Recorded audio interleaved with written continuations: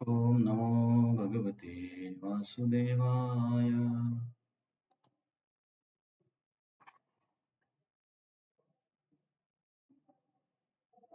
माझा आवाज येतोय? हरे कृष्णा.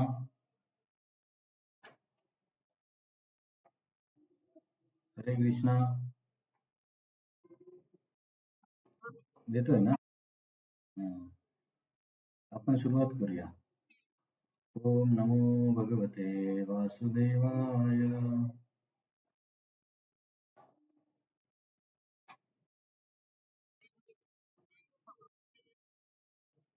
ओम नमो भगवते वासुदेवाय.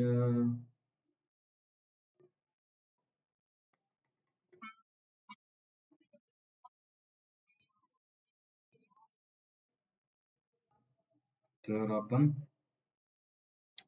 7व्या अध्यायाचा अभ्यास करतोय.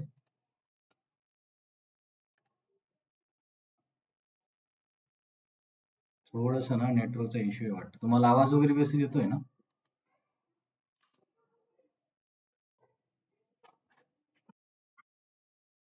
हां, ते काय आहे, नेहमीचं वायफाय चालत नाही. मी सिंपल फोनवरून घेतलाय. तर त्याचा एवढा स्ट्रेंथ नाहीये वाटतं बहुतेक. ठीक आहे, बघू काय होईल.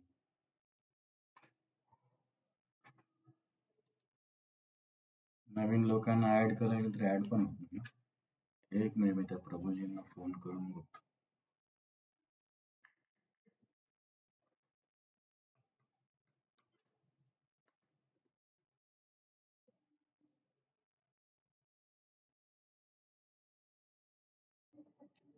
आता येतोय आवाज?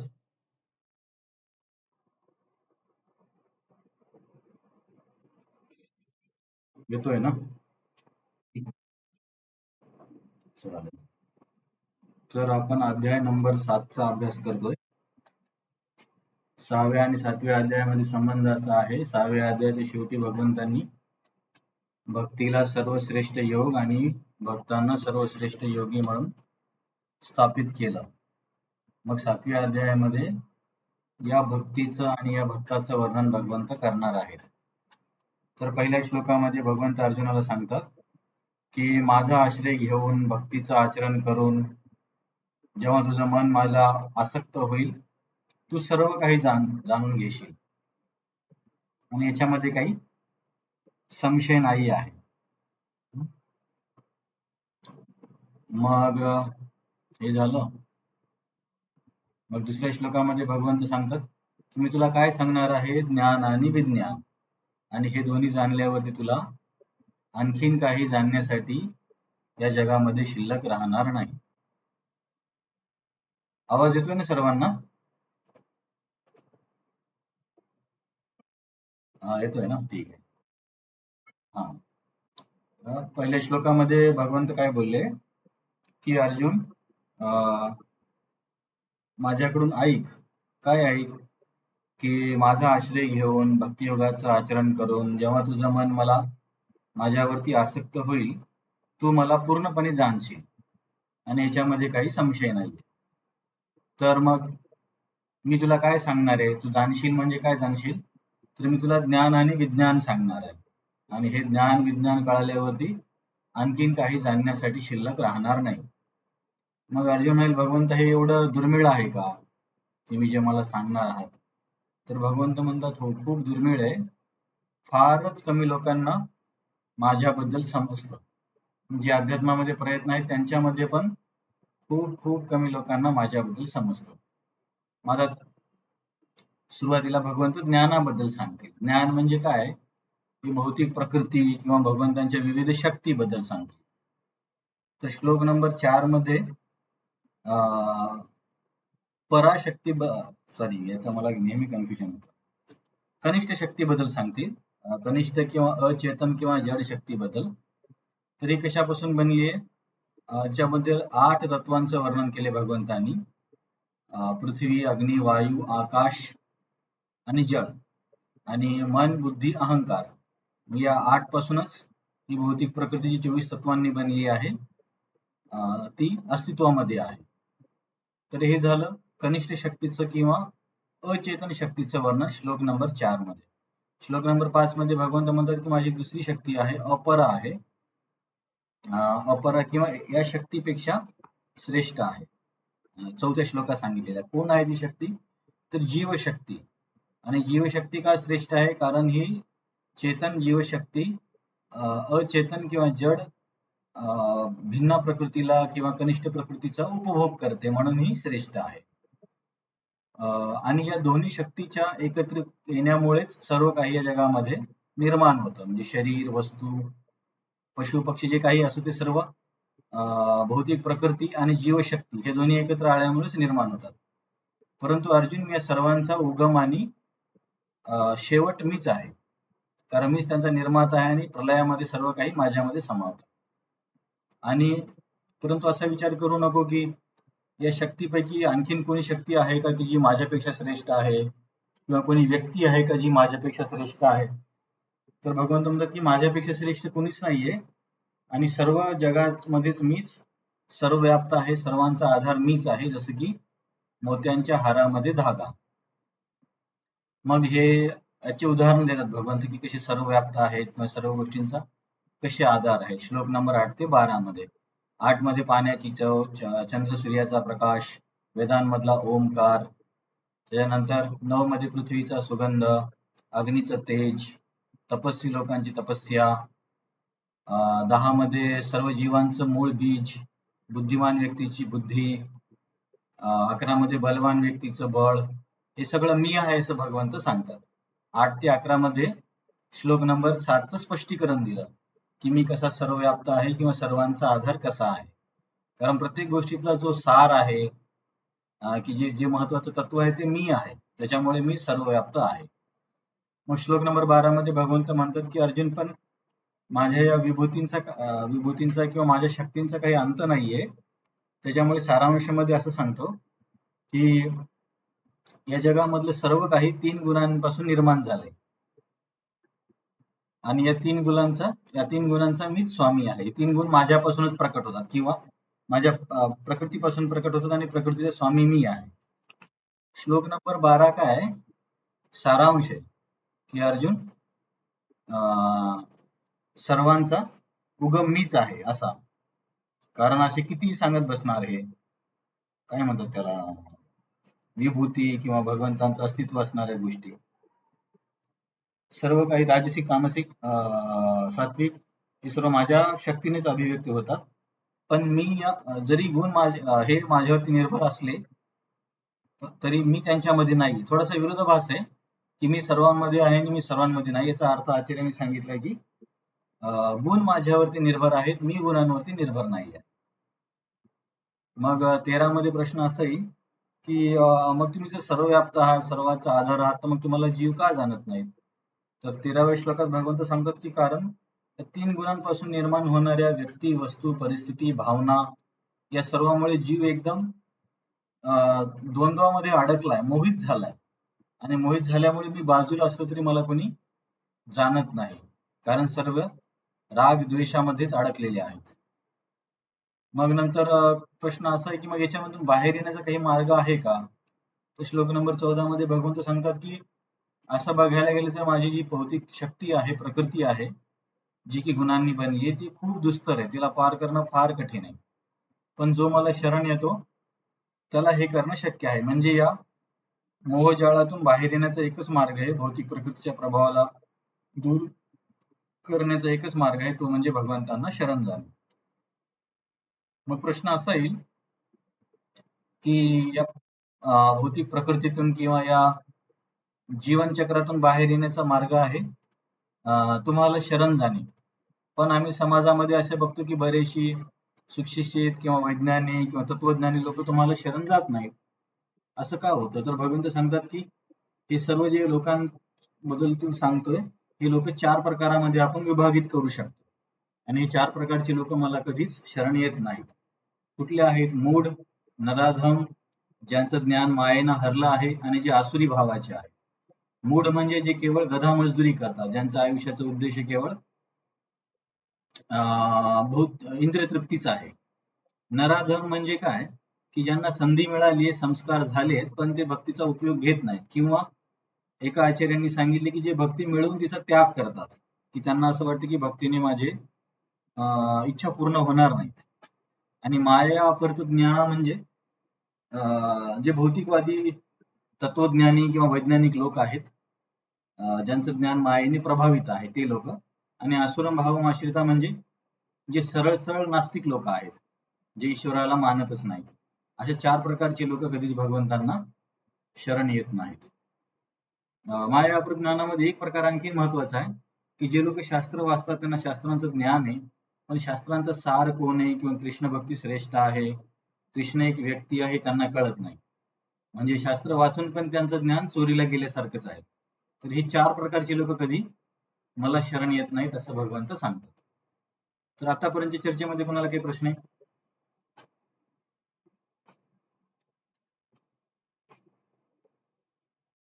नाही ना, मग आपण आता समोर जाऊया.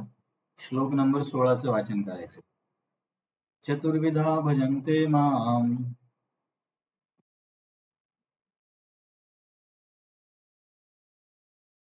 जना सुकृती अर्जुना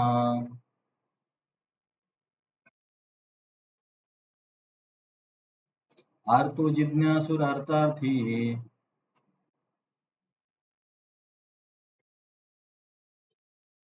ज्ञानी च भरतर्षभ.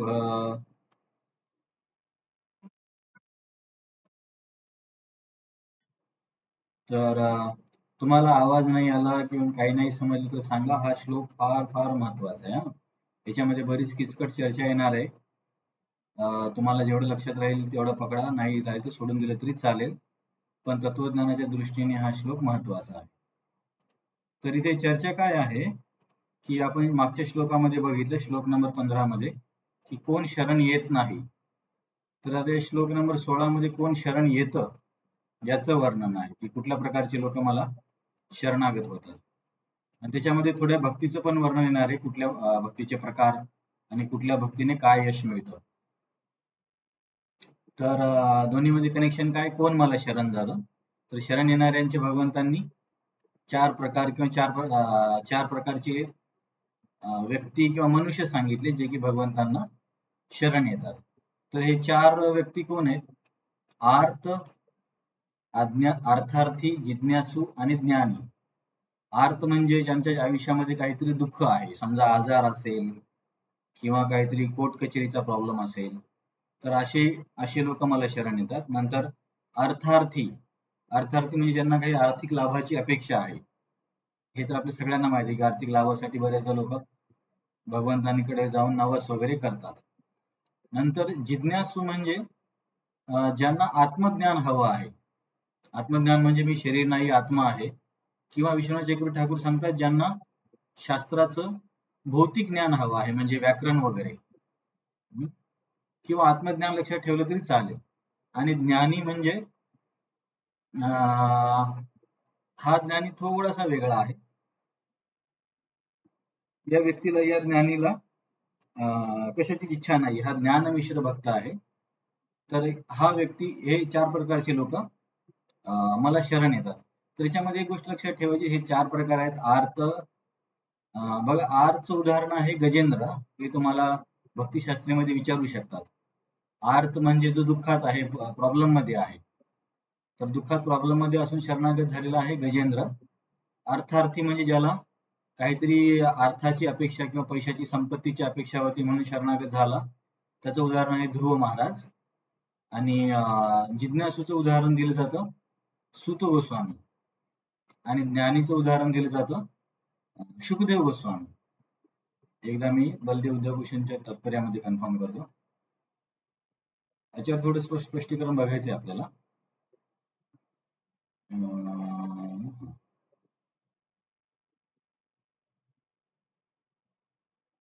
आर्त आहे गजेंद्र, ज्ञानी आहे सुत नाही, शौनक म्हणजे शौनकादी ऋषी.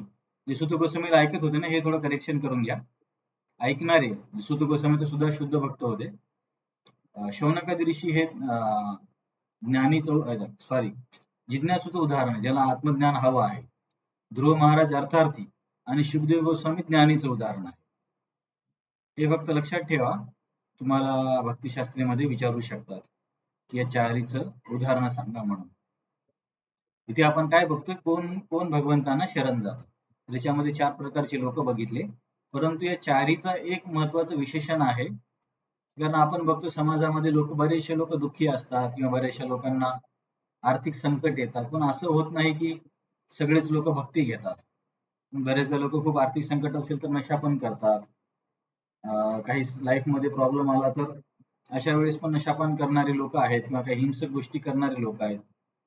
तर या या आर्त आणि अर्थाती इथे 16व्या श्लोकात सांगलेले लोकांचं वैशिष्ट्य काय, की ते सुकृती आहेत. सुकृतीचा अर्थ आचार्यांनी असा दिलाय की ज्यांचा शास्त्रांवर विश्वास आहे, जे वर्णाश्रमाचं पालन करतात, ज्यांना भगवंतांवरती श्रद्धा आहे, श्रद्धा म्हणण्यापेक्षा विश्वास आहे, तर अशीच लोक अशा कठीण परिस्थितीमध्ये भगवंतांकडे वळतात. नाहीतर असे प्रॉब्लेम असणारे भरपूर लोक समाजात आहेत, सगळे भगवंताकडे वळत नाहीत. तर यालाच आपण भक्तीमध्ये काय म्हणतो, अज्ञात सुकृती. सुकृती म्हणजे काय, की भक्तीच्या संदर्भात काहीतरी चांगलं कार्य करणं, पण त्याच्यामध्ये त्या व्यक्तीला माहित नाही की हे भक्तीचं कार्य आहे. जसे की समजा बरेचसे लोक एकादशी करतात, पण एकादशी भक्तीसाठी केली पाहिजे असं काही नाही, की सगळ्या प्रकारचे उपवास आहे, चतुर्थी आहे, सोमवार आहे, मंगळवार आहे, असा विचाराने लोक एकादशी पण करतात. तर या एकादशी केल्यामुळे त्यांच्या सुकृती जमा होते, किंवा आपण काय म्हणू की भक्तीचं जे क्रेडिट आहे ते जमा व्हायला लागतं, त्या क्रेडिटला सुकृती म्हणतात. किंवा कधी प्रसाद घेतला, प्रसादाची प्रशंसा केली, ती त्याची सुकृती जमा होते. कधी वैष्णवांची चुकून सेवा केली, ती सुकृती जमा होते. तर अशी जेव्हा सुकृती जमा व्हायला लागते, तर अशी सुकृती असणारे लोकच भगवंतांकडे वळतात. नाहीतर अशी समस्या असणारे बरेच लोक आहेत जे की दुसरीकडे जातात किंवा नको असलेल्या गोष्टी करतात. म्हणून अर्थार्थी असणं हे महत्वाचं पात्रता नाहीये, तर महत्वाची पात्रता आहे सुकृती असणे. तर आचार्यांनी त्याला वर्णाश्रमाचं पालन किंवा शास्त्राचे नियमाचं पालन करणारे सांगितले, किंवा आपण भक्तीमध्ये अज्ञात सुकृती असणारे लोक असं म्हणू शकतो. नाहीतर प्रश्न येऊ शकतो ना, की सर्वच आर्त लोक का बरं भक्ती करत नाहीत? त्याचं उत्तर इथे असं आहे. तर ते 4 प्रकारचे सुकृती आहेत: आर्त, आज्ञार्थी, जिज्ञासू आणि ज्ञानी. तर इथे अर्थार्थी आणि जिज्ञासू तुम्हाला समजलं असेल. आर्त म्हणजे काहीतरी दुःख आहे, अर्थार्थी म्हणजे आर्थिक लाभ हवा आहे, जिज्ञासू म्हणजे आत्मज्ञान हवा आहे. आता हा ज्ञानी जो व्यक्ती आहे, याच्याबद्दल थोडस बघू आचार्यांनी काय सांगितलंय. हा ज्ञानी कोण आहे? हा ज्ञानी व्यक्ती असं म्हणतायत की जो विश्वनाथ चक्रवर्ती ठाकूर सांगतात, केवळ बोलण्यासाठी ज्ञानी हा एका दृष्टिकोनातून भक्तच आहे, फक्त त्याच्या साधनेमध्ये थोडस ज्ञानाचा अंश आहे असं म्हणता येईल. हा व्यक्ती थोडस समजायला किचकट आहे. पुढच्या 1-2 श्लोकामध्ये कदाचित काही गोष्टी स्पष्ट होतील, पण नाही समजलं तर तुम्ही विचारा. हा ज्ञानी संन्यासी आहे. विश्वनाथ चक्रवर्ती ठाकूर काय सांगतात, पहिले तिघ जे आहेत, अर्थार्थी आणि ज्ञानी, हे सकाम गृहस्थ आहेत. आता यांना सकाम गृहस्थ का म्हटलंय?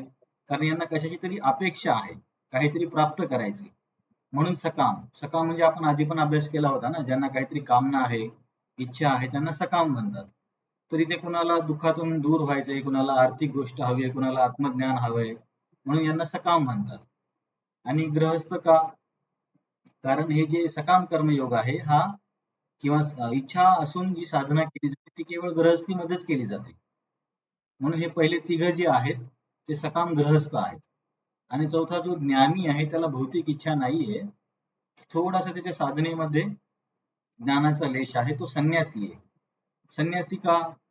कारण की तो ज्ञान योगामध्ये संन्यासीच असतात, हे आपण आधी पण चर्चा केली होती, की जेव्हा एखादा व्यक्ती निष्काम कर्मयोगाचं पालन करून पात्र होतो, तो ज्ञानयोगाचा स्वीकार करतो, तेव्हा तो संन्यास स्वीकारतो. तर हा चौथा व्यक्ती संन्यासी आहे, पहिले तिघ गृहस्थ आहेत, हे एक लक्षात ठेवा. पण हा एक विशेष ज्ञानी आहे, कारण इतर ज्ञानी लोकांना काहीतरी म्हणण्यापेक्षा मोक्षाची अपेक्षा असते, पण हा जो 16व्या श्लोकातला ज्ञानी आहे, याला मोक्षाची पण अपेक्षा नाहीये. त्याच्यामुळे हा एक विशेष ज्ञानी आहे. विश्वनाथ चक्रवर्ती ठाकूर सांगतात की हा जवळपास भक्तच आहे, थोडासा त्याच्यामध्ये तिच्या साधनेमध्ये ज्ञानाचा लेश आहे. हा, तर बघा मला वाटतं प्रभुपादांनी आणि आचार्यांनी पण सांगितलं की कोण लोक भगवंतांकडे वळतात, की जे वर्णाश्रमाचं पालन करतात, असे लोक, किंवा आपण त्यांना अज्ञात सुकृतीवाले असं म्हटलंय. हा, म्हणून दुःखी असणं हे महत्वाची पात्रता नाहीये, तर काहीतरी सुकृती असली पाहिजे. जसे की प्रभुपाद पण म्हणतात, प्रभुपादांनी या लोकांबद्दल काय सांगितलंय पहिल्या ओळीमध्ये, अं, दुष्कृती लोकांवर एकदम विपरीत असे हे लोक शास्त्रांच्या विधिविधानाचे दृढपणे पालन करतात, म्हणून यांना सुकृतीनं असे म्हणतात. हे लोक शास्त्रांच्या नियमांचे, नैतिक आणि सामाजिक नियमांचे पालन करतात आणि कमी अधिक प्रमाणात भगवत परायण असतात. थोडक्यात आपल्या भाषेमध्ये आपण म्हटले की यांच्याकडे अज्ञात सुकृती आहे म्हणून. तर प्रभुपादांनी हे मुद्दा समजावून सांगताना काय सांगितलंय, की ज्यांच्याकडे काहीतरी दुःख आहे, ज्यांना पैशाची अपेक्षा आहे, ज्यांना आत्मज्ञान हवं आहे, हे हे लोक भगवंतांकडे काहीतरी मागणी घेऊन येतात. दुःख दूर करा, पैसे द्या, आत्मज्ञान द्या. तर हे लोक यांची भक्ती शुद्ध नाहीये, म्हणून यांना शुद्ध भक्त म्हणत नाही. तर शुद्ध भक्ती म्हणजे काय, की ज्या भक्तीमध्ये भगवंतांचं समाधान सोडून इतर इच्छा नाहीये, अशा भक्तीला शुद्ध भक्ती म्हणतात. किंवा ज्या भक्तीमध्ये ज्ञान आणि कर्माचं काही गंध नाहीये, त्या भक्तीला शुद्ध भक्ती म्हणतात.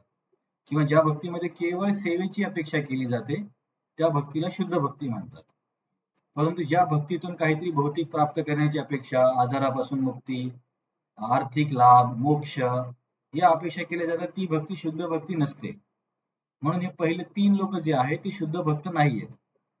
म्हणून भक्ती शुद्ध भक्ती कशाला म्हणतात हे स्पष्ट करण्यासाठी प्रभुपादांनी तात्पर्यामध्ये शुद्ध भक्तीची व्याख्या दिली. पान नंबर 282 वरती एकदम पहिला जो संदर्भित श्लोक आहे तो शुद्ध भक्तीचा श्लोक आहे. हा श्लोक आपल्यासाठी फार फार महत्वाचा आहे. तुम्ही जर भक्ती रसामृत सिंधूचा अभ्यास कराल तिथे पण हा श्लोक येईल. तुम्हाला भक्तिशास्त्रीच्या परीक्षेमध्ये पण हा श्लोक विचारला जातो आणि असंही तत्वज्ञानाच्या दृष्टिकोनातून अत्यंत महत्वाचा श्लोक आहे. तर हा श्लोक आहे, अन्याभिलाषिता शून्यम ज्ञान कर्मादि अनावृतम अनुकुल्येन कृष्णानुशीलनम भक्तीर उत्तमा. म्हणजे ज्या भक्तीमध्ये अन्याभिलाषिता शून्यम, दुसरी काही अभिलाषिता नाहीये. अरे इथं थोडंसं तुम्हाला किचकट वाटेल, पण 2 गोष्टी समजून घ्यायच्या. अभिलाषा आणि अभिलाषिता. अभिलाषा म्हणजे काहीतरी इच्छा. जसे की समजा आपण रस्त्याने गेलो आणि काहीतरी आपल्याला दिसलं आणि ती घेण्याची इच्छा झाली, तर त्याला म्हणतात अभिलाषा. आणि अभिलाषिता म्हणजे काय, की ती गोष्ट प्राप्त करण्यासाठी प्रयत्न करणे. त्याच्यामुळे आपण भक्ती करताना कधी कधी आपल्याला बऱ्याच इच्छा येत असतील, की एखादा मोबाईल घ्यावा किंवा एखादी व्यक्ती आवडली तर ती व्यक्ती आपल्याला प्राप्त व्हावी. तर मग असं वाटेल की मग माझी भक्ती शुद्ध आहे की नाही आहे.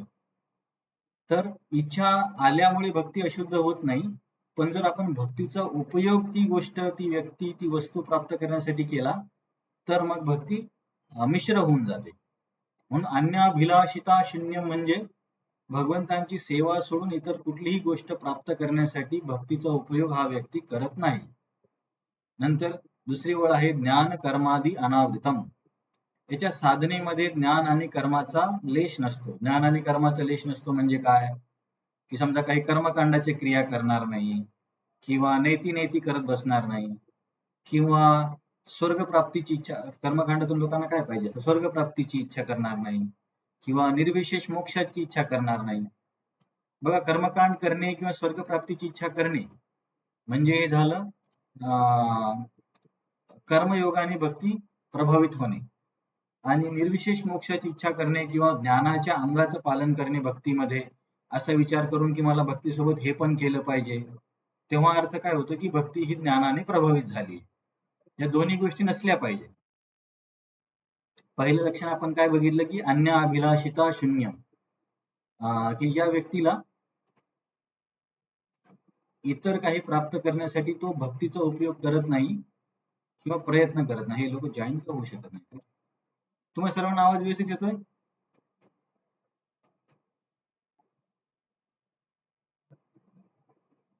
हो की नाही? येतोय ना? ठीक आहे.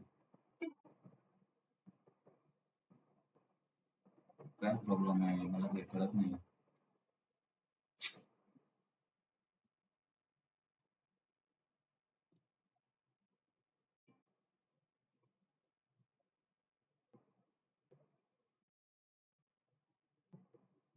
हरे कृष्ण, आवाज येतोय?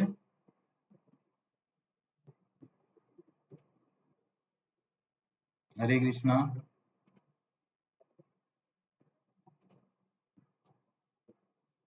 हरे कृष्णा. हा, ते काय आहे, आज थोडा प्रॉब्लेम झाला आहे. इकडचं इंटरनेट काम करत नाही. तर मी छोट्या फोन मधून वायफाय घेतला. फक्त एक सेकंड द्या मला, आता इंटरनेट आले तर याच्यात होऊन जाईल आता.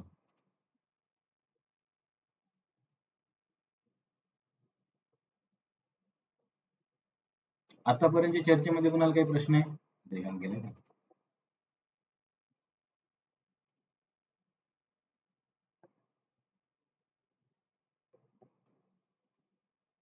हरे कृष्णा.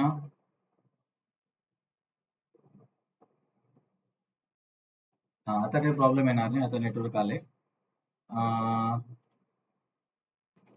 आतापर्यंतच्या चर्चेमध्ये तुम्हाला काही प्रश्न आहे?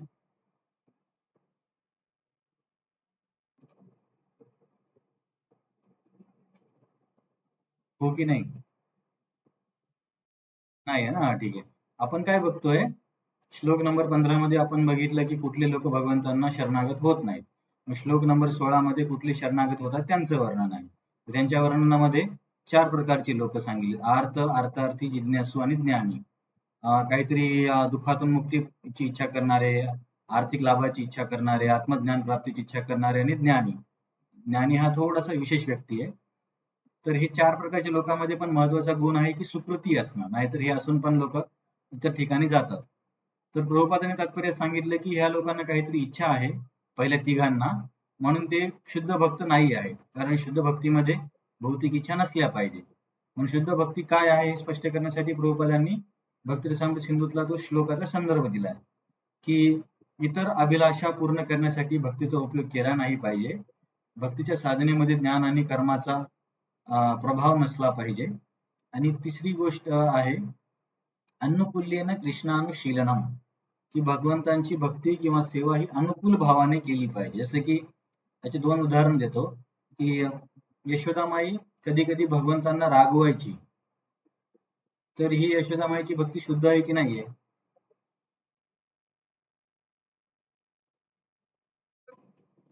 यशोदामाई तर भगवंतांना रागवते, आपल्याला तर भगवंतांची सेवा करायची, मग कशी काय शुद्ध भक्ती? हा, वात्सल्य भावामध्ये किंवा हे भगवंतांच्या प्रेमापोटी आहे, किंवा आपण आता असं म्हणू शकतो की भगवंतांच्या चांगल्यासाठी आहे, अनुकूल आहे. आणि याच्या विरुद्ध जरासंध, नाही, शिशुपाल आणि दंतवक्र जे आहे किंवा कंस आहे, ते भगवंतांचं नेहमी स्मरण करायचे, पण याचा अर्थ ते शुद्ध भक्त आहेत असं नाहीये. कारण त्यांचा भाव प्रतिकूल होता, ते वैरभावाने स्मरण करायचे. तर भगवंतांचे स्मरण किंवा भक्ती ही अनुकूल भावात असली पाहिजे, म्हणून तिसरी ओळ आहे अनुकूल्येन कृष्णानुशीलनम.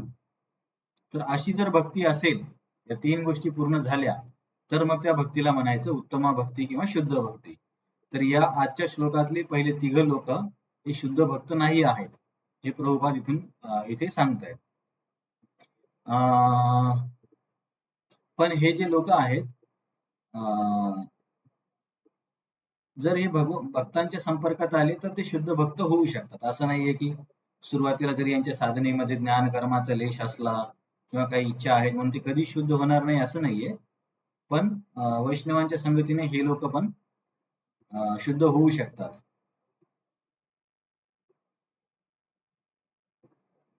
आता इथून पुढे थोडस किचकट वर्णन आहे, विष्णू ठाकूर काय सांगतात ते बघूया. हा, तर आजच्या श्लोकामध्ये जे भक्तांचं वर्णन आहे, आर्त, अर्थार्थी, जिज्ञासू आणि ज्ञानी, तर या भक्तांना प्राधान्यभूत भक्ती करणारे भक्त असं म्हटलं जातं. कुठली भक्ती?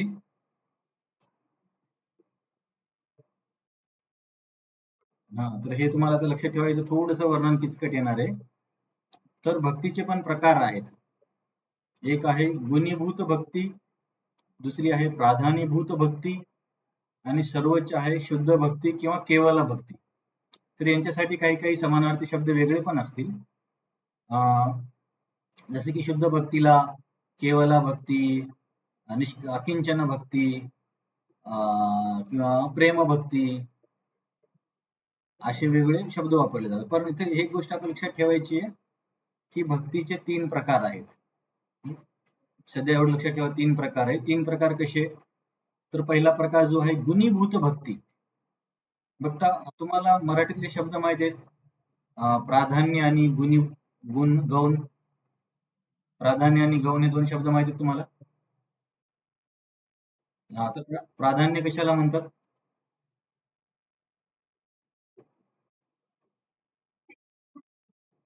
तर हे लक्षात ठेवा. तर प्राधान्यभूत भक्ती म्हणजे ज्या भक्तीमध्ये भक्ती अंग मुख्य आहेत, त्या भक्तीला म्हणायचं प्राधान्यभूत भक्ती. आणि गुणीभूत भक्ती म्हणजे ज्या भक्तीमध्ये भक्तीचे अंग गौण आहेत किंवा दुय्यम दर्जाचे आहेत किंवा खूप कमी आहेत, त्यांचा काय म्हणता येईल, प्रभाव कमी आहे, अशा भक्तीला म्हणायचं गुणीभूत भक्ती. आणि केवाला भक्ती म्हणजे ज्याच्यामध्ये 100% शुद्ध भक्ती आहे, म्हणजे ज्ञानकर्माचा काही प्रभाव नाहीये, दुसऱ्या काही अभिलाषा नाही आहेत, अनुकूल भाव आहे, पूर्णपणे शुद्ध भक्ती, पूर्णपणे भक्तीचेच आचरण केलं जाते, त्या भक्तीला म्हणतात केवला भक्ती किंवा शुद्ध भक्ती. तर गुणीभूत भक्ती म्हणजे काय? ज्या भक्तीमध्ये भक्ती कमी आहे आणि इतर मार्गांचा प्रभाव जास्त आहे, जसे की निष्काम किंवा सकाम कर्मयोग, अष्टांग योग, ज्ञान योग, यांचा प्रभाव किंवा यांची साधना अधिक आहे आणि भक्ती यांच्या साधनेमध्ये गौण आहे, म्हणून या भक्तीला गुणीभूत भक्ती म्हणतात. तर जे आपण पहिल्या 6 अध्यायामध्ये अभ्यास केला, निष्काम कर्मयोग, अष्टांग योग, ज्ञान योग, तर ते हे गुणीभूत भक्तीचे आहेत. यांच्या साधनेमध्ये समजा अष्टांग योगी असेल तर मुख्य साधना अष्टांग योगाची असते आणि भक्ती ही दुय्यम दर्जाची असते, थोड्या प्रमाणातच भक्ती असते, परंतु या थोड्या भक्तीमुळे त्यांना यश मिळतं, हा विषय वेगळा आहे. तर निष्काम कर्मयोगी, अष्टांग योगी, ज्ञान योगी हे गुणीभूत भक्तीचे उदाहरण आहे, तेवढं लक्षात ठेवा. का गुणीभूत? कारण यांच्या साधनेमध्ये भक्ती गौण आहे, दुय्यम आहे किंवा दुसऱ्या दर्जाची आहे किंवा कमी प्रमाणात आहे. म्हणून आचार्य काय सांगतात की खऱ्या दृष्टिकोनातून या भक्तीला भक्ती मानताच येत नाही, म्हणून आपण त्यांना काय म्हणतो? सकाम कर्मयोग किंवा निष्काम कर्मयोग, ज्ञान योग, अष्टांग योग हे त्यांचे खरे नाव आहे. हे भक्ती नाहीच आहे, कारण भक्ती फारच अत्यल्प असते आणि यांच्या साधकांना पण भक्त नाही म्हणता येणार, कारण त्यांची भक्ती खरी भक्ती नाहीये, म्हणून त्यांना आपण काय म्हणतो? कर्मयोगी, अष्टांग योगी, ज्ञान योगी. नंतर पहिल्या 6 अध्यायामध्ये जो भक्तीचा आपण अभ्यास केला, म्हणजे एकदम खऱ्या दृष्टिकोनातून बघितलं तर त्याला भक्ती म्हणता येणार नाही, पण जी काही साधना आपण बघितली ती होती गुणीभूत भक्तीची साधना, किंवा त्यांनाच आपण निष्काम कर्मयोग, सकाम कर्मयोग, ज्ञानयोग म्हणतो. त्याच्यामध्ये नेमकं होतं काय की हे जे मार्ग आहेत, निष्काम, अष्टांग आणि ज्ञान, यांचा प्रभाव किंवा यांचे अंग अधिक असतात आणि भक्ती ही दुय्यम दर्जाची असते. हे झालं गुणीभूत भक्तीचं वर्णन. गुणीभूत भक्तीलाच निष्काम कर्मयोग, सकाम योग किंवा ज्ञानयोग म्हणतात. आता आजच्या श्लोकात जे भक्त आहेत 4 प्रकारचे, आर्त, अर्थार्थी, जिज्ञासू आणि ज्ञानी, यांना आचार्य सांगतात की हे लोक प्राधान्यभूत भक्तीचे भक्त आहेत. जेव्हा भक्ती प्राधान्य असते किंवा अधिक प्रमाणात आहे, चैतन्य चरण प्रभूंच्या एका आर्टिकल मध्ये मी बघितलं की जिथे भक्ती 50% पेक्षा अधिक आहे, ते 50% त्यांनी कुठून सांगितलं मला माहिती नाहीये, पण जिथे भक्तीचे अंग 50% पेक्षा अधिक आहेत इतर साधनेपेक्षा, ती भक्ती प्राधान्यभूत भक्ती. तर हे जे लोक आहेत आजच्या श्लोकामधले, हे प्राधान्यभूत भक्तीचे उदाहरण आहेत. मग प्राधान्यभूत भक्ती म्हणजे भक्ती अधिक आणि इतर मार्ग कमी. तर इतर मार्ग कुठले? इतर मार्ग म्हणजे ज्ञानयोग, कर्मयोग आणि अष्टांग योग. तर यांच्या भक्तीमध्ये काय असतं की समजा भक्ती करतोय पण थोडासा कर्मयोगाचा प्रभाव आहे, मग त्या व्यक्तीच्या भक्तीला काय म्हणणार? कर्ममिश्र भक्ती. म्हणजे तो भक्ती करतोय पण थोडस काहीतरी कर्मकांडाचं पण करतो, धर्मशास्त्रावरती पण श्रद्धा आहे, पूर्णपणे भक्तिशास्त्रावर श्रद्धा नाही 100%, तर तो व्यक्ती झाला प्राधान्यभूत भक्त, पण कुठला? कर्ममिश्र भक्त. बघा, कर्ममिश्र भक्ती म्हणजे काय? भक्ती आहे पण भक्तीमध्ये थोडस मिश्रण कर्माचं आहे. तसंच ज्ञानमिश्र भक्ती म्हणजे भक्ती प्रधान आहे, पण थोडंसं मिश्रण ज्ञानाचं आहे. तसंच योग मिश्र भक्ती म्हणजे भक्ती प्रधान आहे, पण थोडंसं मिश्रण योगाचं आहे. आणि तिसरा जो प्रकार आहे भक्तीचा, ती म्हणजे केवला भक्ती किंवा शुद्ध भक्ती. ज्या भक्तीमध्ये कर्मयोग, ज्ञानयोग, अष्टांग योगाचा बिलकुल प्रभाव नाहीये. व्यक्तीची श्रद्धा पूर्णपणे भक्तिशास्त्रांवरती आहे आणि त्याचा उद्देश केवळ भगवंतांची सेवा आहे, इतर काहीही नाही. म्हणजे अशा व्यक्तीच्या मनात इच्छा येत नाहीत असं नाही, इच्छा येऊ शकतात की मला पण इंद्रियतृप्ती मिळावी, परंतु तो व्यक्ती नंतर त्या इच्छेवरती पश्चाताप करतो किंवा भक्तीपासून त्या इच्छा पूर्ण करण्यासाठी प्रयत्न करत नाही. अशा भक्तीला शुद्ध भक्ती, केवला भक्ती आणि अशा भक्ताला शुद्ध भक्त म्हणतात. मग आपण कुठले भक्त आहोत कोण सांगेल?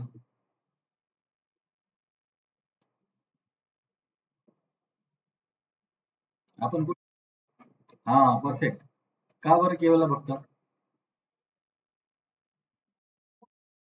हा, जरी आपण भक्ती करत असताना आपल्याला असं वाटलं की माझ्या मनामध्ये तर नको असलेले विचार पण येतात किंवा भौतिक वस्तू प्राप्त करावं पण मला वाटतं. मग मी कसा काय शुद्ध भक्त? तर आपण शुद्ध भक्त आचरणाने जरी नसलो तरी आपली जी श्रद्धा आहे ती शुद्ध आहे. म्हणजे कसं सांगता येईल? आपली श्रद्धा शुद्ध आहे पण मजबूत नाहीये. म्हणजे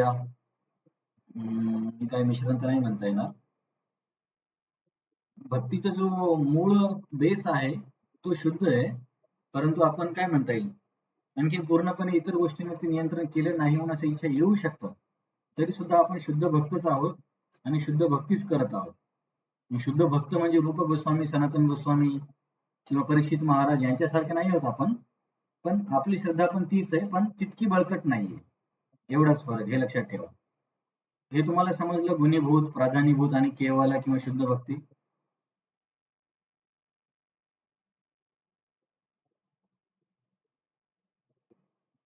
समजले की नाही?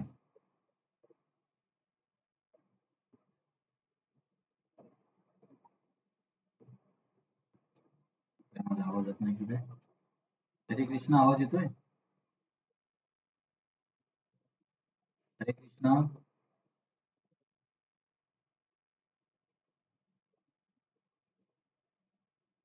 हरे कृष्ण, आवाज येतोय का? कमी येतोय का? म्हणून तुम्ही काही बोलत नाही. इंटरनेट तर आहे.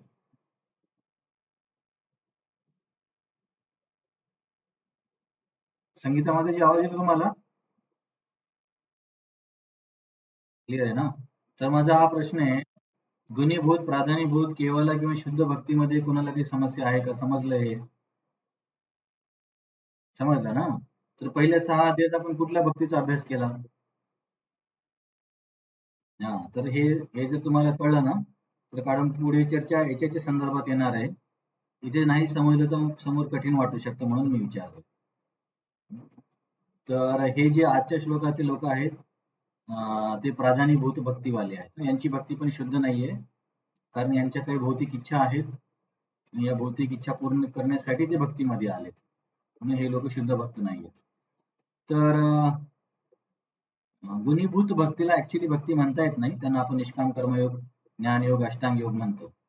कारण त्यांच्यामध्ये भक्ती फार अत्यल्प असते. तर इथे आचार्यांनी काय सांगितलंय?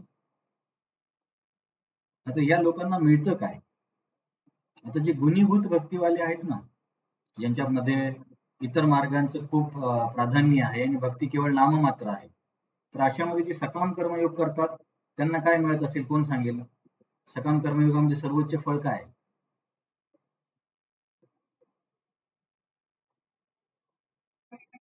हा, बरोबर. तर या सकाम कर्मयोगी लोकांना स्वर्ग मिळतो. हा, नंतर हे आपण तर गुणीभूत भक्तांचं वर्णन ऐकतोय. नंतर निष्काम कर्मयोगीला काय मिळेल?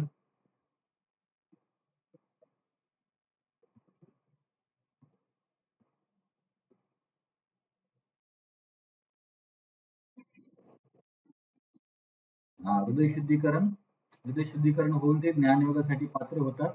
किंवा जर आपण म्हटलं होतं ना की 3 गोष्टी करू शकतात, निष्काम कर्मयोग कंटिन्यू करू शकतात किंवा ज्ञानयोग घेऊ शकतात, किंवा अष्टांग योग पण घेऊ शकतात.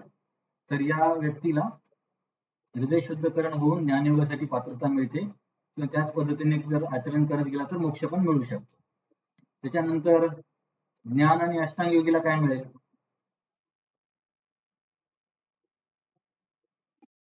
ब्रह्मज्योती. तर आपण हे काय बघितलंय, गुणीभूत भक्तांना किंवा हे कर्मयोगी, ज्ञानयोगी, अष्टांगयोगी लोकांना काय फळ मिळतं त्यांच्या साधनेतून.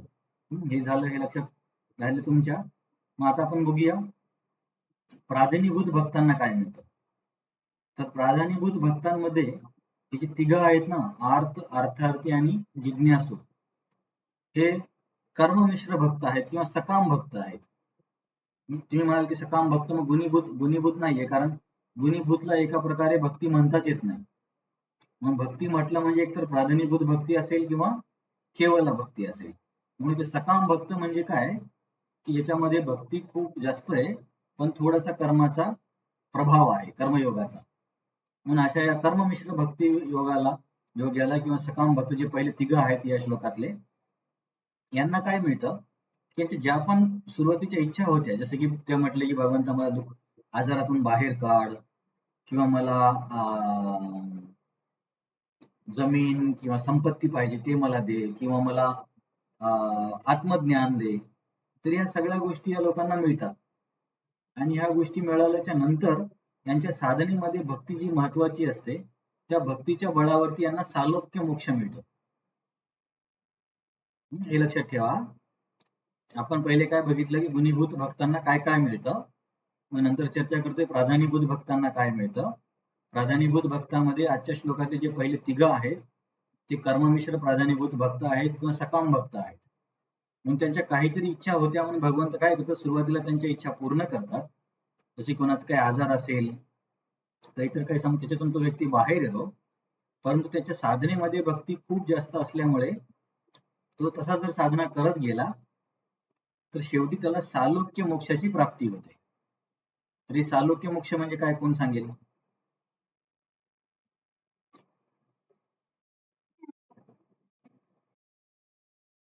हा, आणि या आजच्या श्लोकामध्ये जो चौथा व्यक्ती आहे ज्याला ज्ञानी म्हणतो, तो आहे ज्ञानमिश्र भक्त.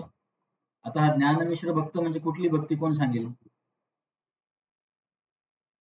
गुणीभूत, प्राधान्यभूत, कुठली?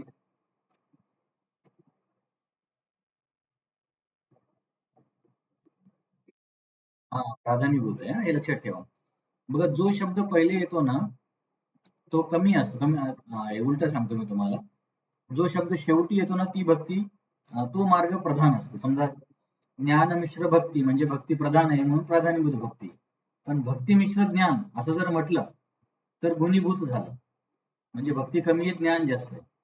म्हणजे जेव्हा आपण भक्ती शब्द शेवटी येतो तेव्हा प्राधान्यभूत भक्ती असं समजायचं.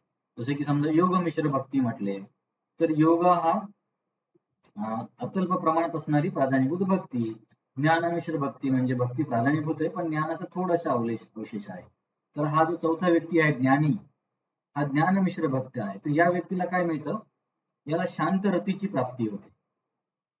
तर शांत रती ही सालोक्य मोक्षापेक्षा श्रेष्ठ आहे, कारण याच्यामध्ये भावाची विकास व्हायला लागतो. जसे की जरी तो व्यक्ती त्या याच्यामध्ये गेला, सालोक्यवाला एखादा वैकुंठामध्ये जरी गेला, परंतु तरी सुद्धा शांत रतीवाला व्यक्ती त्या सालोक्य व्यक्तीपेक्षा श्रेष्ठ आहे, कारण त्याच्यामध्ये भगवंतांबद्दल भावाची सुरुवात होते. सुरुवात होते म्हणण्यापेक्षा थोडासा विषय किचकट आहे, पण इथे एवढंच लक्षात ठेवा की सालोक्यपेक्षा शांत रती श्रेष्ठ आहे. रती तुम्हाला आणखीन आपण भक्तिरसामृत सिंधूमध्ये अभ्यास करू तेव्हा अधिक कळेल. हे झालं प्रधानीभूत भक्तांना काय मिळतं. मग केवळ भक्तांना काय मिळत असेल?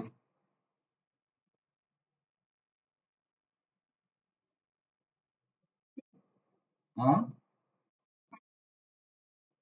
केवळ भक्त, केवळ वैकुंठ प्राप्ती त्यांना पण झाली ना, सालोक्य म्हणजे वैकुंठ.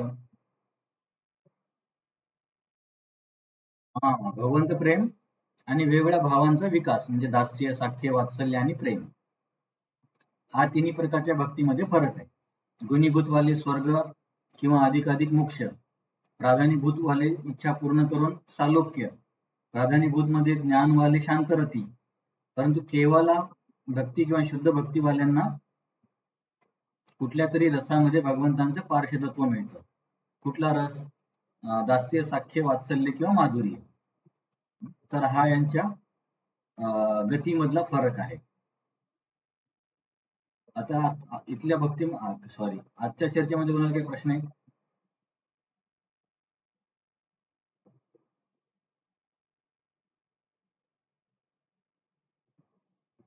समजलं तुम्हाला? हो की नाही? समजलं ना? तर तुम्हाला परत मी समरी सांगतो. श्लोक नंबर 15 मध्ये बोलले कोण शरण होत नाहीत. श्लोक नंबर 16 मध्ये सांगितलं कोण शरण होतात.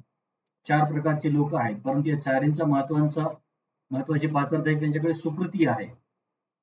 सुकृती म्हणजे काय आपण ते बघितलं. चारीची उदाहरणं काय आहेत?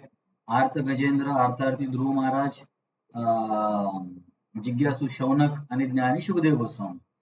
तर या चौघांपैकी पहिले तिघ सकाम भक्त आहेत, प्राधानीभूत भक्त आहेत. यांना काही इच्छा आहेत म्हणून सकाम आहेत. तर या लोकांच्या इच्छा पूर्ण झाल्यावरती यांना सालोक्य मुक्तीची प्राप्ती होऊ शकते.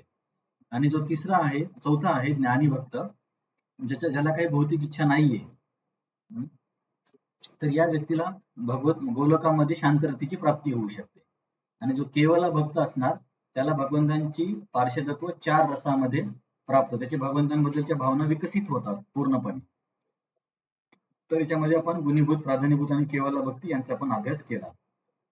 हे जर तुम्हाला समजलं आजचं, तर मग याच्या नंतरचे येणारे श्लोक पण समजतील. कोण शरण जातात 4 प्रकारचे लोक. त्यांचे हे नाव, त्यांची पात्रता आहे सुकृती. ज्ञानी हा मिश्र भक्त आहे. गुणीभूत म्हणजे मी तुम्हाला सांगितलं कर्मयोग, ज्ञानयोग, अष्टांग हे गुणीभूतच आहेत, कारण त्याच्यामध्ये भक्ती खूप कमी आहे. फक्त म्हणायला भक्ती आहे, परंतु ही भक्ती नाही, म्हणून त्यांना आपण भक्ती म्हणत नाही आणि त्यांच्या साधकांना भक्त म्हणत नाही. त्यांना आपण कर्मयोगी, ज्ञानयोगी म्हणतो आणि त्यांच्या मार्गाला कर्मयोग, ज्ञानयोग म्हणतो. प्राधानीभूत आजच्या श्लोकातले जे लोक आहेत ते प्राधानीभूतची उदाहरणं आहेत. त्यांची भक्ती मुख्य आहे, परंतु इतर साधनेचा थोडासा प्रभाव आहे. जसे की पहिले तिघांमध्ये कर्म आणि ज्ञानीमध्ये ज्ञानाचा. प्राधान्यभूत लोकांना वैकुंठ प्राप्ती होते, पण रससंबंध निर्माण होत नाही.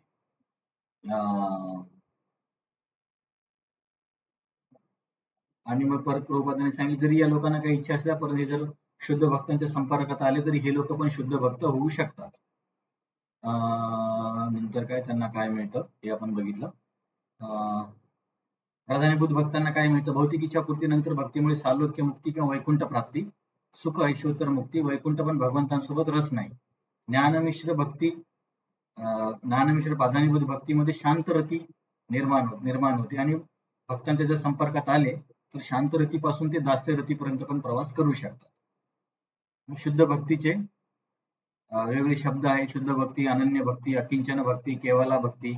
या सर्वांना भगवंताची पारिषद होतात कुठल्या तरी एका रसामध्ये, 4 पैकी दास्य, साख्य, वात्सल्य आणि माधुर्य. तर बेसिकली आजच्या 16व्या श्लोकाचा मुख्य विषय काय होता की कोण लोक भगवंतांना शरण येतात. तर तुम्हाला समजलं असेल तर आपण समोरच्या श्लोकाकडे जाऊया. श्लोक नंबर 17. तेषां ज्ञाने नित्ययुक्त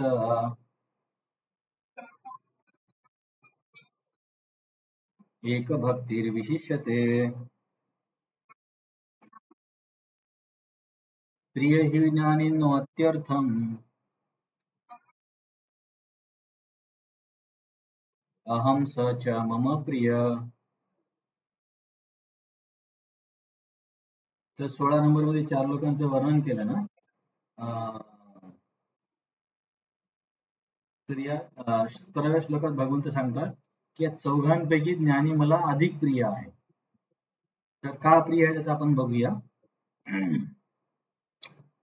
या ज्ञानीचे 2 वैशिष्ट्य आहेत. एक तर हा नित्ययुक्त आहे आणि एक भक्ती आहे. नित्ययुक्त म्हणजे काय की या व्यक्तीने त्याच्या साधनेने मनाला पूर्णपणे नियंत्रित केले. कारण आपण बघितलं अर्थात जिज्ञासूमध्ये काहीतरी इच्छा होत्या, कुणाला संपत्ती हवी, कुणाला त्रासातून बाहेर यायचं, परंतु हा जो ज्ञानी व्यक्तीला काहीच इच्छा नाहीये. असं म्हटलं जातं की मोक्षाची पण इच्छा नाहीये. त्याच्यामुळे कुठलीच इच्छा नसल्यामुळे याचं मन पूर्णपणे भगवंतांवरती एकाग्र आहे. नित्ययुक्तचा असा अर्थ होतो. आणि एक भक्ती विशिष्टते म्हणजे पूर्णपणे भक्तीचं पालन करतं. तसं इतर जो ज्ञानयोगाचा जो लेश आहे तो केवळ नाममात्र आहे.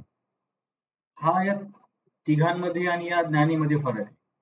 की त्यांना इच्छा आहे काहीतरी भौतिक, याला काहीच इच्छा नाही. त्यांच्या साधनेमध्ये इतर मार्गाचा अधिक गंध या व्यक्तीच्या साधनेमध्ये नाममात्र आहे. म्हणून या चौघांपैकी भगवंत म्हणतात की ज्ञानी मला अधिक प्रिय आहे. प्रिय ही ज्ञानिनोत्यर्थम अहम सच मम प्रिय.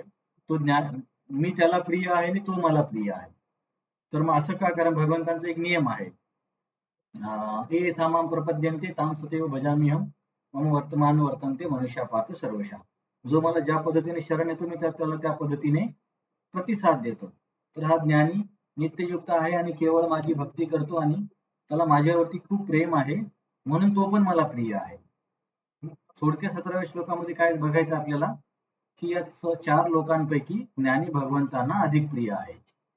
वर उल्लेखलेल्या 4 प्रकारच्या साधकांपैकी ज्ञानी श्रेष्ठ आहे, कारण त्याचं हृदय शुद्ध झालंय. त्याचं हृदय शुद्ध झालं म्हणजे काय? त्याला काही भौतिक पाहिजे नाही ना. तर तिघांना काहीतरी हवं होतं. संपत्ती किंवा दुःख निवृत्ती किंवा आत्मज्ञान. या व्यक्तीला काहीच पाहिजे नाही, म्हणून याचं हृदय शुद्ध आहे आणि शुद्ध हृदय असल्यामुळे त्याचं मन भगवंतांवरती अधिक केंद्रित होतं. नंतर प्रभुपाद आणि आचार्य सांगतात, परंतु हे हे सर्व लोक बाकीचे तिघं पण जर भक्तांच्या संपर्कात आले तर ते पण शुद्ध भक्त होऊ शकतात. तर हा जो व्यक्ती आहे, श्लोक नंबर 17 मधला ज्ञानी, त्याच्या साधनेत भक्ती प्रमुख आहे आणि तो केवळ नावापुरता ज्ञानी आहे. विश्वनाथ चक्रवर्ती ठाकूर सांगतात की तो जो 99% भक्तच आहे. थोडासा वेगळा प्रकार आहे. त्याला भगवंतांची आसक्ती आहे आणि तो भगवंतांना आसक्त असल्यामुळे भगवंत त्याला आसक्त आहेत. कारण भगवंतांचा तो नियम आहे ना, जो ज्या भावात येईल मी त्याला तो त्या भावात मी त्याला प्रतिसाद देईल म्हणून. नित्ययुक्त म्हणजे नित्ययुक्त आणि एक भक्ती त्याचे गुण आहेत.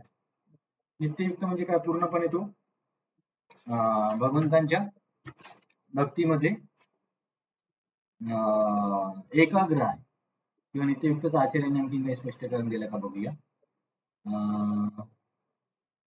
की जो नेहमी माझं चिंतन करतो. नित्ययुक्त म्हणजे नेहमी युक्त असणे म्हणतो ना आपण. भगवंतांमध्ये तो युक्त आहे नेहमी. या 2 गुणामुळे, नित्ययुक्त असल्यामुळे, नेहमी चिंतन करत असल्यामुळे आणि केवळ भक्ती करत असल्यामुळे तो हा व्यक्ती भगवंतांना इतर तिघांपेक्षा अधिक प्रिय आहे.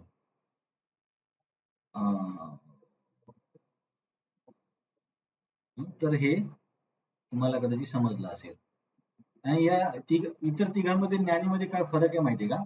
त्यांना समजा कोणी संपत्तीच्या इच्छेने भगवंतांकडे आलं आणि भक्ती करून त्याला समजा संपत्ती मिळाली, तर असं होऊ शकतं की ती व्यक्ती भक्ती सोडू शकते, कारण त्याची इच्छा पूर्ण झाली भौतिक.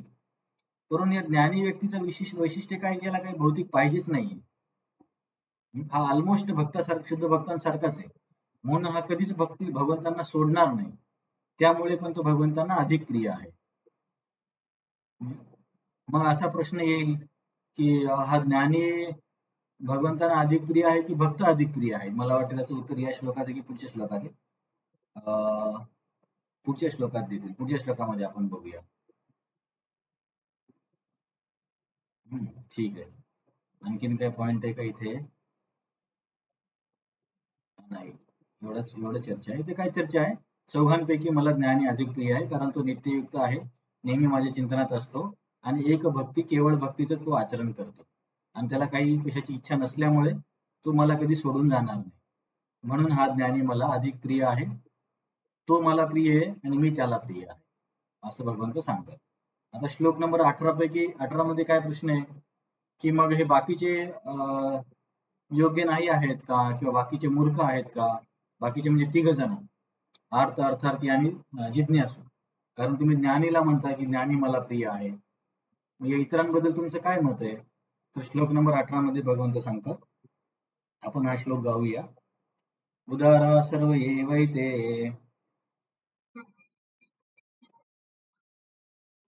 ज्ञानी तु आत्मैव मतम्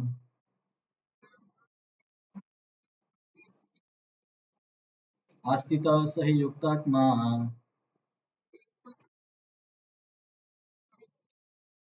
मामेवानुत्तमां गतिम्. तर प्रश्न असा होता की तुम्ही म्हणता की ज्ञानी मला प्रिय, सर्वात प्रिय आहे, मग या बाकीच्या तिघांचं काय आहे? तर भगवंत म्हणतात नाही, हे तिघही उदार आहेत. उदारचा अर्थ की बुद्धिमान असा पण होतो. जसं की आपण उदाराला मोठ्या मनाचा म्हणतो, असं पण म्हणता येतं. आणि उदार शब्दाचा दुसरा अर्थ अधिक बुद्धी असलेला किंवा बुद्धिमान असा पण होतो. एका एका याच्यानुसार, शब्दकोशानुसार. किंवा ते लोक मला प्रेम अर्पण करण्यामध्ये उदार आहेत.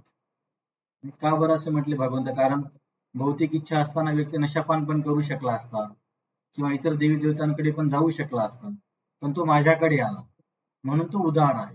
जरी त्याने भौतिक इच्छा केली तरीही चालेल, पण तो उदार आहे. तरी सुद्धा या चौघही चांगलेच आहे, चौघही बुद्धिमान आहेत. परत मी सांगतोय की चौघांच्या तुलनेमध्ये ज्ञानी हा मला, ज्ञानी तू आत्मैव मे मतम, ज्ञानी मला स्वतःसारखा आहे. माझ्या आत्म्यासारखा कि म्हणण्यापेक्षा म्हणणं म्हणजे मला स्वतः एवढा ज्ञानी प्रिय आहे. म्हणजे इतरांना पण श्रेष्ठच म्हणतात भगवंत. परंतु या चौघांमध्ये ज्ञानीला विशेष सांगतायत. का बरं ज्ञानीला विशेष सांगतायत? कारण तो युक्तात्मा आहे.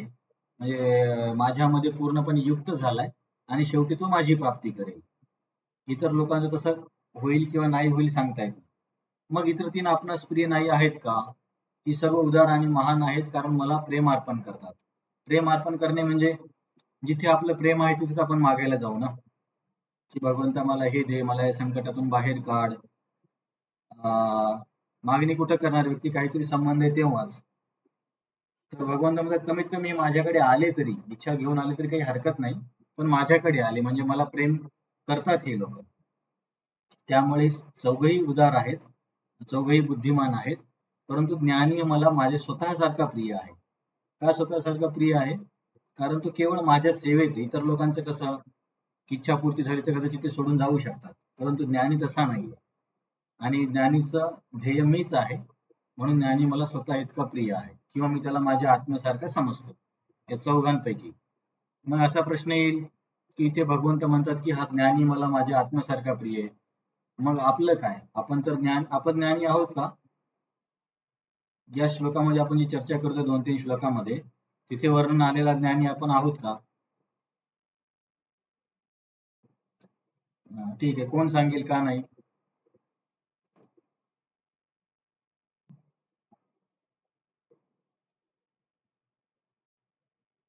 आपण आज ज्ञानी का नाही आहोत?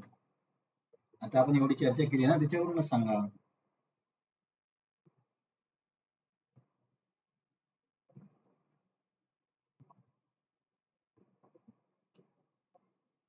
कारण तो प्राधान्यभूत भक्त आहे ना. आपण कुठली भक्ती करतोय?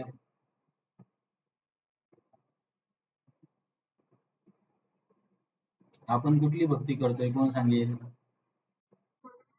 आपण केवळ भक्ती किंवा शुद्ध भक्ती करतोय. परंतु हा ज्ञानी ज्ञानमिश्र भक्ती करतो. जरी त्याचा ज्ञानाचा अंश कमी असला तरी सुद्धा तो ज्ञानमिश्र भक्ती करतोय. त्याची भक्ती प्राधान्यभूत आहे. म्हणून आपण ते ज्ञानीसारखे नाही आहोत. मग या ज्ञानीचा आता आपण जरी सध्या समजा अडकळत भक्ती करत असलो तरी सुद्धा कोण सांगेल या ज्ञानीचा मार्ग श्रेष्ठ आहे की आपला मार्ग श्रेष्ठ आहे?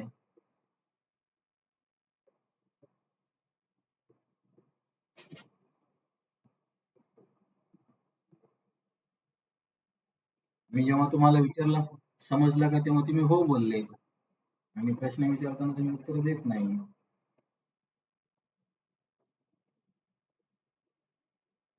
तुम्हाला नाही समजलं तर तुम्ही सांगायला पाहिजे ना, नाही समजलं म्हणून. आता हा, येस माताजी. संगीता माताजी तुम्ही बोलताय? हा, तुमचा आवाज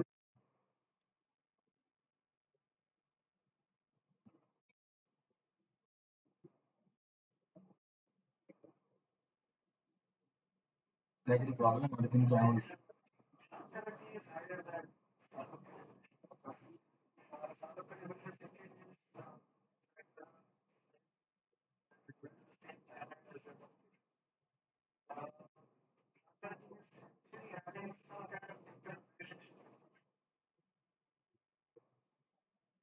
तर बघा ना, तो तो प्राधान्यभूत भक्ती करतोय ना, आपण केवळ भक्ती करतोय.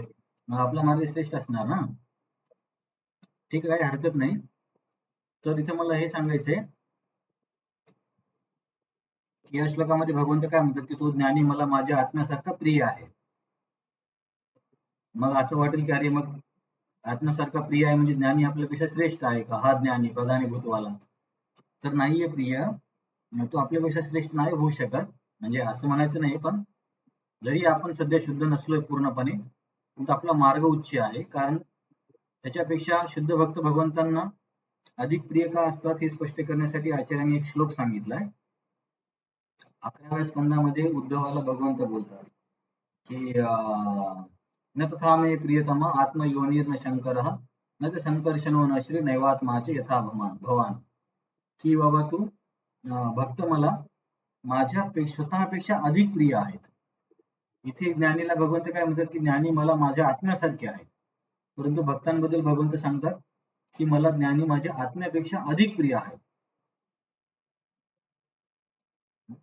तर हा फरक आहे, हे लक्षात ठेवायचं आहे. म्हणून असं कन्फ्युजन नका होऊ देऊ की ज्ञानी हा जास्त शुद्ध आहे की काय.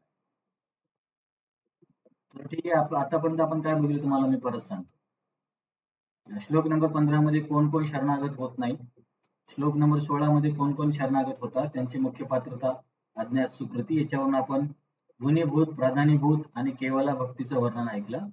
गुणी भक्तीने काय फळ मिळतं ते बघितलं, प्राधान्यभूत भक्तीने काय फळ मिळतं ते बघितलं, केवला भक्तीने काय फळ मिळतं ते बघितलं.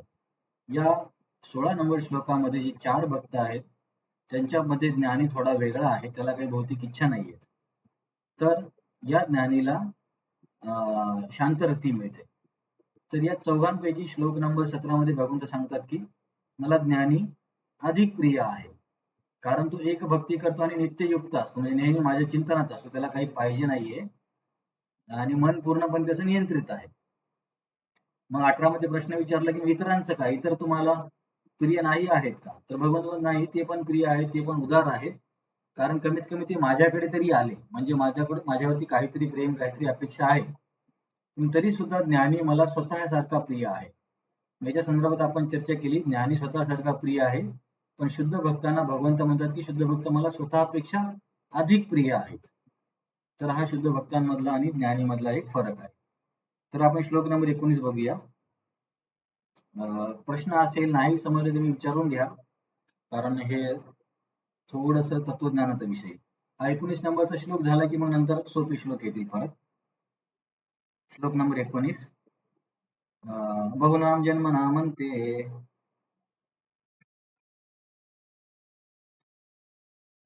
ज्ञानवान मां प्रपद्यते वासुदेव सर्वमिति स महात्मा सुदुर्लभ.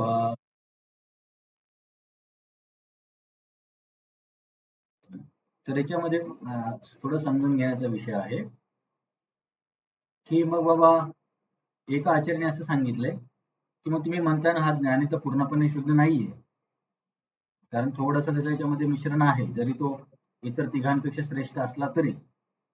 मग हा ज्ञानी कधी शुद्ध होणार, कधी शुद्ध भक्त होणार पूर्णपणे? किंवा या इतर तिघांचं काय, अर्थ, अर्थार्थी आणि जिज्ञासू, या लोकांचं समोर काय होणार प्रगती? तर त्याचं वर्णन श्लोक नंबर 19 मध्ये आहे. तर ज्ञानीबद्दल भगवंत काय सांगतात की खूप जन्मानंतर, जन्मानंतरचा अर्थ असा होत नाही की 100 जन्म किंवा 1000 जन्म. तर जन्म किंवा वेळ महत्वाची नाहीये, तर महत्वाची गोष्ट आहे भक्तांचा संग. जर हा ज्ञान योगी कधीच भक्तांच्या संगतीत आला नाही तर तो आपोआप शुद्ध भक्त कधीच होणार नाही. तुम्हाला जर आठवत असेल, आपण भागवतांची चर्चा करताना बघितलं होतं की भक्ती केवळ केवळ भक्तांच्या संगतीने मिळते. तिचा आपण श्लोक दुसऱ्या अध्यायामधला एक दुसऱ्या स्कंदामधला एक श्लोक पण नमूद केला होता. काय श्लोक होता तो? एतावानी योजिताम ये नियश्रुसदय तद भागवती भक्तीम. संगीतामध्ये तुम्ही श्लोक नोट केला होता ना? तद भागवत संगी संगत. तर तिथे आपण बघितलं होतं की त्या व्यक्तीचा भाग्योदय कधी होतो, जेव्हा त्याला शुद्ध भक्तांचा संग मिळतो. त्यामुळे तर बहुनाम जन्मनामचा अर्थ असा नाही की बाबा एखादा व्यक्ती 10 जन्मानंतर किंवा 100 किंवा 1000 असा निश्चित आकडा नाही सांगता येत.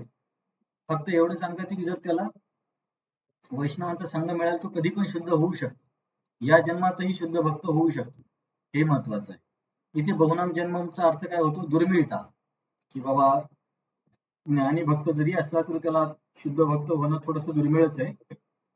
पण तो कधी होईल? जेव्हा त्याला भक्तांचा संघ मिळेल. नाहीतर आपोआप तो शुद्ध भक्त नाही होणार. हे झालं ज्ञानी बद्दलचं. आणि जे इतर तिघं होते आर्त, अर्थार्थी आणि जिज्ञासू, त्यांचं काय? तर हे लोक पण काय, समजा भगवंतांच्या कृपेने त्यांचे दुःख दूर झाले किंवा त्यांना स्वर्ग वगैरे मिळालं, ऐश्वर्य मिळालं, तर मग हे लोक पण बरेच जन्म या सुखाचा उपभोग करतात. आणि उपभोग केल्यावरती मग त्यांना कधीतरी वाटतं की बाबा या सुखामध्ये हे सुख काही खरं सुख नाहीये. खरं काय आहे ते प्राप्तीसाठी ते लोक विचार करायला लागतात. आणि असा विचार करताना जर ते भक्तांच्या संघात आले तर हे तिघं लोक पण शुद्ध भक्त होऊ शकतात. थोडक्यात हा श्लोक पहिल्या तिघांचं अर्थ, जिज्ञासू, अर्थार्थी आणि चौथा ज्ञानी कधी शुद्ध भक्त होणार याचं वर्णन करतो. तर कधी शुद्ध भक्त होणार? बहुनाम जन्माना म्हणजे हे खूप दुर्मिळ आहे शुद्ध भक्त होणं. पण कधी होणार? तर शुद्ध भक्तांची संग जर त्याला मिळाली तर तेच व्यक्ती शुद्ध भक्त होऊ शकतो. मग शुद्ध भक्त झाल्यावरती किंवा त्याचं लक्षण काय? बहुनाम जन्मना म्हणते ज्ञानवान माम प्रपद्यते. असा ज्ञानी किंवा हे लोक मला शरण येतात आणि त्याला काय कळतं? वासुदेव सर्वमिती, सर्व काही वासुदेव आहे. सर्व काही वासुदेव आहे याचा अर्थ दगड पण वासुदेव आहे, टेबल पण वासुदेव आहे असा नाहीये. तर सर्व काही वासुदेवावरती निर्भर आहे. कारण सर्व काही वासुदेवाच्या शक्तीपासूनच तयार होतं ना. तर हे या व्यक्तीला यांना या ज्ञानीला पूर्णपणे समजून जातं. आणि तो मग अशा या ज्ञानामध्ये भगवंतांना 100% शरणागत होतो आणि शुद्ध भक्त बनतो. तर बहुनाम जन्मना म्हणते म्हणजे खूप दुर्मिळ आहे. भक्तांच्या संगतीने तो शुद्ध भक्त होऊ शकतो. झाल्या त्यावेळेस त्याला काय समजतं? भगवंतांना शरणागत होतो आणि त्याला कळलं की सर्व काही भगवंतावरती निर्भर आहे, म्हणून तो एका श्रद्धेने भगवंतांचा आश्रय घेतो. नंतर इथे असं नाही समजायचं की सर्व काही भगवंत आहेत म्हणजे दगड पण भगवंत आहेत आणि पाणी पण भगवंत, असा अर्थ नाहीये इथे. तर सर्व काही भगवंतांवरती निर्भर आहे म्हणजे जे आपण श्लोक नंबर 4 मध्ये बघितलं की सगळं काही त्यांच्या भिन्न प्रकृतीपासून उत्पन्न होतं. शक्तिमान म्हणून सर्व काही तेच आहेत असा इथे अर्थ होतो. तर आचार्यांनी काही टिप्पणी सांगितली का बघूया.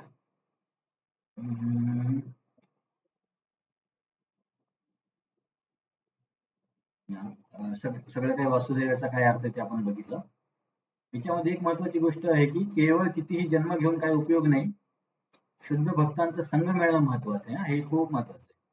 किती जरी लाखो जन्म जरी तो ज्ञान योग केला तरी आपोआप कधीच भक्त होणार नाही. म्हणून आपल्याला प्रचार करणं खूप आवश्यक आहे. समजा आपल्या आजूबाजूला एखादा व्यक्ती असेल, त्याचा 1 लाखावा जन्म आहे आणि 1 लाखापासून तो ज्ञानयोगाचं पालन करतोय. पण जर आपण त्याला भक्तीचा प्रचार केला नाही, सत्संगाची संधी दिली नाही किंवा महाप्रसाद दिला नाही तर तो आपोआप प्रगती नाही करणार. म्हणून प्रचार करणं एवढं महत्वाचं आहे सगळ्याच लोकांसाठी. प्रभुपादांनी तात्पर्य तेच सांगितलंय पुरुष सूक्ताचा आधार घेऊन की सर्व काही भगवंतांची शक्ती आहे, त्यामुळे सर्व काही भगवंत आहेत. पण त्याचा अर्थ असा होत नाही की वस्तू भगवंत आहेत, ते त्यांच्या भगवंतांवरती निर्भर आहेत. नंतर काय दिलंय? ठीक आहे. तर तुम्हाला मी आजचा अभ्यास परत सांगतो, मग आपण थांबूया. श्लोक नंबर 15 मध्ये कोण शरण होत नाही, श्लोक 16 मध्ये कोण शरण होतात, त्यांची मुख्य पात्रता आहे सुकृती, त्यांना काय मिळतं, भक्तीचे 3 प्रकार. मग नंतर या चौघांपैकी ज्ञानी मला अधिक प्रिय आहे कारण तो नित्ययुक्त आणि एक भक्त आहे. मी त्याला प्रिय आहे, तो मला प्रिय आहे. परंतु इतर लोक मला प्रिय नाहीत असं नाहीये. ते पण उदार आहेत, मला प्रेम अर्पण करतात कारण माझ्याकडे येतात. पण तरी सुद्धा ज्ञानी मला अधिक प्रिय आहे कारण तो युक्तात्मा आहे आणि त्याचा उद्देश मीच आहे. नंतर मग या लोकांनी हे लोक शुद्ध कधी होणार? हे लोक बहुनाम खूप जन्मानंतर म्हणजे खूप दुर्मिळ आहे. जर यांना कधी भक्तांचा संघ मिळाला तरच हे लोक पूर्णपणे शुद्ध भक्त होतील. आता इथपर्यंत आपण याचं वर्णन ऐकलं. श्लोक नंबर 20 पासून आपल्याला देवतांच्या पूजेबद्दल भगवद्गीता काय सांगते, की देवतांची पूजा योग्य आहे की अयोग्य आहे, देवतांची पूजा करून जे आपल्याला फळ मिळतं ते कोण देतं, या सर्वांचं वर्णन श्लोक नंबर 20 मध्ये आहे, ते आपण पुढच्या आठवड्यात बघूया. आजच्या चर्चेमध्ये